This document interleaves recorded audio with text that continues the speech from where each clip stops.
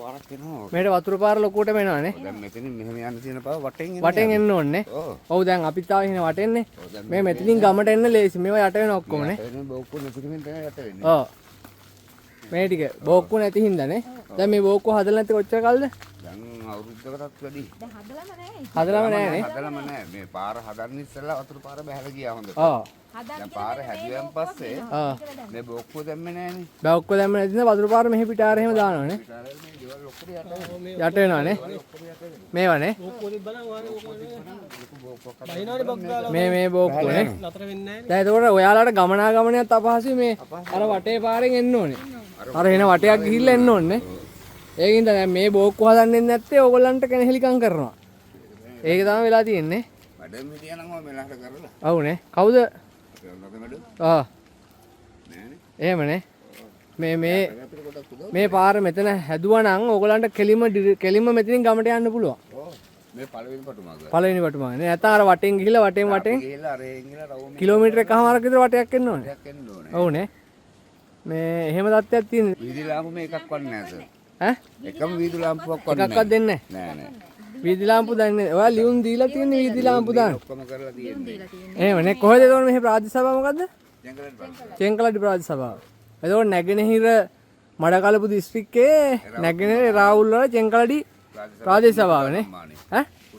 පුන්න කුඩා සිංහල ගම්මානේ. එතකොට ලයිට් එකක්වත් දාලා දෙන්නේ නැහැ මේ ගම ඇතුළට නේ. මේ ගමේ ඔක්කොම ගෙවල් හදලා දුන්නු දේවල් කරා මිගන්ගේ ඉතවත් කට්ටියට කියලා දේවල් කරා පුළුවන් අපිට ගෙවල් හදලා දීලා තියෙනවා. ආ. එහෙමනේ. ඊටත් මේ පැල් ගහකට නෝ මේක කරන් හිටියා අපි. ඔව්නේ. එතකොට මේ බෝක්කුව නැති නිසා මේ මුළු ගම ගෙවල් ඔක්කොම මේ පැත්ත ඔක්කොම යට යට වෙනවානේ. යට වෙලා තියෙන මේ ටිකනේ. බෝක්කුවේ නැති මේ ප්‍රශ්නේ මේ ටිකනේ. දැන් එහා ඊටම ආ. ලයින් එකම යට වෙනවා. මේ ලයින් එකම යට වෙනවානේ.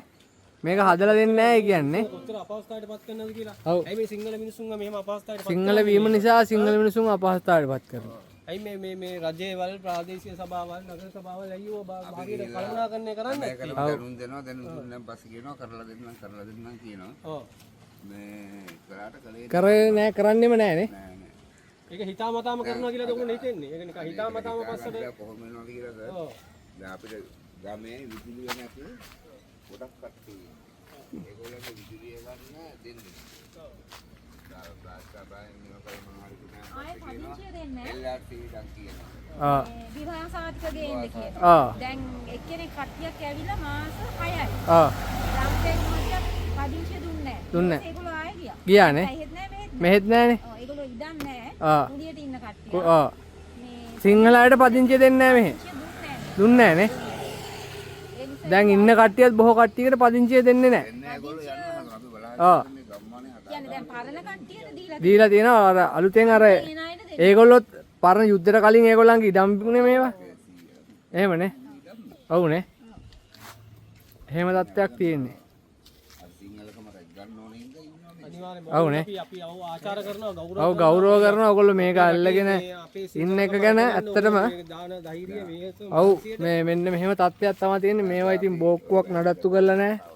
ප්‍රධාන පාරේ යන්නේ මෙතනින් ලේසියෙන්ම යන්න පුළුවන්. සර් හැබැයි ඔහොම අතට ගියා නම් අර ටිකක් යට බලා ගන්න පුළුවන් නේ. නෙට් නෑ මේ අර ටික ওই දිගටම මේ යට වෙනවා. ඉතින් මේ ඔන්නෝම තත්ත්වයක් තමයි සිංහල වීම නිසා නැගෙනහිර ඉන්න මේ සිංහල ජනතාවට වෙලා තියෙන්නේ. ඔයගලන්ට බලා ගන්න පුළුවන් මේ ඒගොල්ලෝ යට වෙලා ඉන්නේ ගම් වතුරට පොඩි ගම් වතුරකටත් මේ පාර නම් උස් මට්ටමට තියෙන ඒක හොඳයි.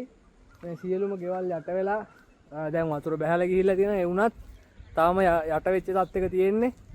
ඉතින් නැගෙනහිර සිංහලයන්ව මේ වගේ තමයි අසරණලා තියන්නේ. ඒ කියන්නේ සිංහලයන් වීම නිසා සිංහල රටේ අනාථයන් බවට පත් වෙලා. ඉතින් ඕගොල්ලන්ටත් කියන්න තියෙන්නේ දැන් තේරුම් ගන්න කවුද ජාතිවාදීන් කියන එක, දැන් තේරුම් ගන්න කවුද අන්තවාදීන් කියන එක, දැන් තේරුම් ගන්න කවුද ත්‍රස්තවාදීන් කියන එක මේ වීඩියෝ එක මැති ඕගොල්ලන්ට ඒක තේරුම් ගන්න කියන එක විශේෂයෙන්ම කියනවා. මේ සියලුම ආණ්ඩු මේ සිංහලයන් වෙනුවෙන් කතා කරන්න නැතුව නිහඬව ඉන්න එකට විශේෂයෙන්ම කියන්න ඕනේ මේ ආණ්ඩුව විශේෂයෙන්ම සිංහලයන් වෙනුවෙන් ඔවුන්ට කිසිදු වරප්‍රසාදයක් ලබා නොදී කරන මේ මිලේච්ඡ ක්‍රියාවට එරෙහිව අපි සියලු දෙනාම අවදි වන්න ඕනේ. ඉතින් මොනවා හරි තියනවද කියන්න? මේකයි අපේ රටේ සිංහල ජනතාවම සිංහල රටේ අනාථ වෙලා අනාථය වෙලා ආවතන් වෙලා වගේ තමයි මේ මිනිස්සුන්ව මානසිකවත් මේ සෑහෙන පීඩාවට පත් වෙලා ඉන්න. අද පවතින රජේවල් මේවට වගේ කියන්න ඕනේ. මොකද තමන්ගේ රටේ තමන් අනාථයෝ කරන්න වෙනවා කියන්නේ ඒක රජයේ තියෙන දුර්වලතාවයක්. ඉතින් අපිට කියන්න තියෙන්නේ මේ වගේ මේ අකටයුතුකම් කරන්න එපා අපේම මිනිස්සුන්ට. ඕගොල්ලෝ මේ ගැන සොයා බලන්න ඕනේ. විශේෂයෙන් අවධානය යොමු කළා මේ අපේ බඩකලපුවේ සිංහල ජනතාව රැකගන්න කටයුතු කරන්න. කටයුතු කරන්න ඕනේ. මෙන්න මේ වගේ සිංහල තමයි සිංහල ගම්මානේ ඔයාලට බලා ගන්න පුළුවන් මේ එකකවත් වීදි ලාම්පු දාලා නැහැ ගම ඇතුළට. වීදි ලාම්පු ඉල්ලලා තියෙනවා. නමුත් ඔවුන්ට වීදි ලාම්පු දීලා නැහැ. ඔන්න බලන්න මේ එකකවත් නැහැ වීදි ලාම්පු ඈ.